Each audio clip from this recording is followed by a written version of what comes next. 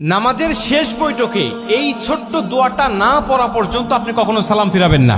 যতদিন আপনি বাঁচবেন, যতদিন আপনি নামাজ আদায় করবেন, ততদিন পর্যন্ত নামাজের শেষ বৈঠকে আপনি এই ছোট্ট দোয়াটা পাঠ করবেন, এরপরে আপনি সালাম ফিরাবেন। এতে কি হবে?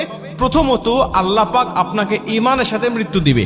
আপনার মৃত্যুটা যখন হবে তখন ঈমানের সাথে মৃত্যু হবে।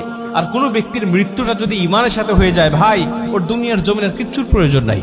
কারণ শেষ মৃত্যুটা তার হয়েছে ইমানি অবস্থায়, মানে সে মুসলিম হয়ে, ইমানদার হয়ে সে দুনিয়ার থেকে বিদায় নিয়ে চলে গেছে। ওর কবরেও শান্তি, পরকালেও শান্তি, হাসরে, মিজানে, ফুলসিরাতে প্রত্যেকটা ধাপে সে মুক্তি, এবং আল্লাহ পাকের কমপক্ষে 10টি পৃথিবীর সমান একটি করে জান্নাত তার জন্য আল্লাহ ওয়াজিব করে দিবেন। কারণ শেষ মৃত্যুটা তার হয়েছে ইমানি হালতে। সাহাবীদের মধ্যে অনেকেই ছিল যারা শেষ অবস্থায় ঈমান গ্রহণ করে তারা জান্নাতি হয়ে গেছে। আবার অনেকেই আছে রাসূল সাল্লাল্লাহু আলাইহি ওয়াসাল্লামের সাথে থেকেছে, নবীজির সাথে নামাজ পড়েছে, কিন্তু সে মুনাফিক হয়ে, বেঈমান হয়ে শেষ বিদায় নিয়েছে। আল্লাহ পাক তাদের জন্য জাহান্নাম অবধারিত করে রেখে দিয়েছে। ঠিক তেমনি ভাবে মানুষের শেষ অবস্থাকে আল্লাহ পাক বিবেচনা করে। ঈমানদার হয়ে মৃত্যুবরণ করতে পারলে তার জীবনের কিচ্ছু প্রয়োজন নাই। এজন্য আল্লাহর কাছে এই দোয়াটা করতে পারলে আপনি ঈমানদার হয়ে দুনিয়া থেকে বিদায় নেবেন। 2 নম্বরের দোয়াটা পাঠ করলে আপনার কবরে আযাব আল্লাহ ক্ষমা করে দিবে। আপনার কবরে আযাব হবে না, কবরের মধ্যে কোনো ফিতনা হবে না। নবীজি বলেন, যে ব্যক্তি কবরের আযাব থেকে মুক্তি পেয়ে গেল, সব ধাপ থেকে সে মুক্তি পেয়ে গেল। কারণ কবর হলো প্রথম ঘাঁটি। এই ঘাঁটি থেকে মুক্তি পেয়ে গেলে আল্লাহ পাক সব ঘাঁটিতে তাকে মুক্ত করে দিবে এবং তাকে জান্নাত দান করবে। এবং 3 নম্বর হলো আল্লাহ জাহান্নামের আযাব থেকে, জাহান্নামের কষ্ট থেকে, জাহান্নামের পীড়া থেকে আল্লাহ তাকে মুক্তি দান করবেন।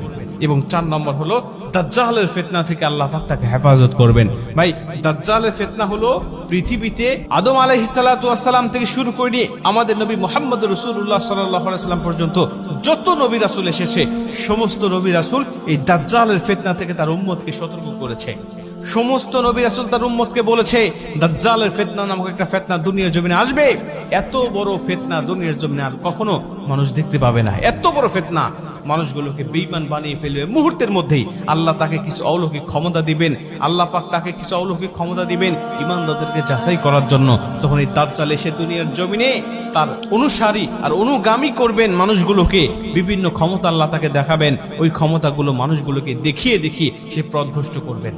এই জন্য আল্লাহ পাকের কাছে এই দোয়াটা করতে পারলে আল্লাহ সেই আযাব থেকে বা সেই ফিতনা থেকেও আপনাকে মুক্তি দান করবেন। দোয়াটা ছোট্ট দোয়া আমি আপনাদেরকে বলি, সেটা হলো আল্লাহুম্মা ইন্নী আউযু বিকা মিন আযাবিল কবর, আল্লাহুম্মা ইন্নী আউযু বিকা মিন আযাবি জাহান্নাম, আল্লাহুম্মা ইন্নী আউযু বিকা মিনাল মাহইয়া ওয়া মামাত, আল্লাহুম্মা ইন্নী আউযু বিকা মিন ফিতনাতি মাসিহিদ দাজ্জাল। আপনি এই দোয়াটা পাঠ করবেন, এরপরে আপনি সালাম ফিরাবেন। এইটা যদি আপনি কন্টিনিউ করতে পারেন